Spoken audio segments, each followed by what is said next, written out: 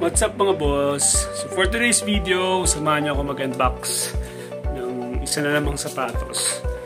So meron tayo ditong Nike Dunk Low Retro.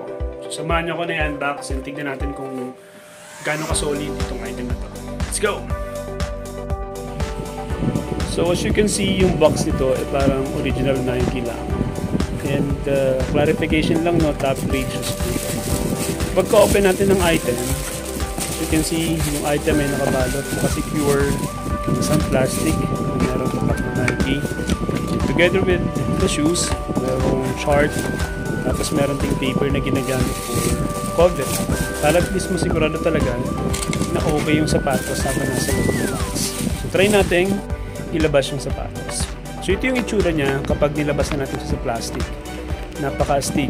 As you can see, yung sintas niya napaka-solid din. Plus meron tayong extra lace ng white and red.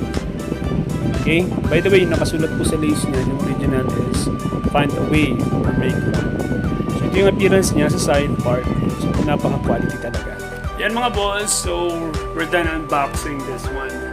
So kung naghanap kayo ng sapatos, pamorma, saktong-sakto to. Pwede ito pang shorts, pwede kahit naka-pants. And as you can see, maliban sa napaka-astig yung design niya, meron na rin tayong extra lace na red and white. So kung sawa ka na dito sa original lace niya, pwede mo na siyang palitan. Okay, ito rin po yung outsole niya. So napakasulit, no? Okay?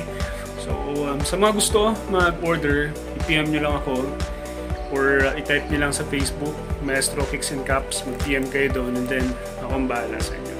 Binibenta ko na lang to ng 1,490. Pero kung kayo mismo na galing dito sa YouTube yung makakakita nito, bigyan ko kayo ng 100 peso discount. Bigay ko na lang ng 1,390. So, yun na boss. Solid to. Let's go!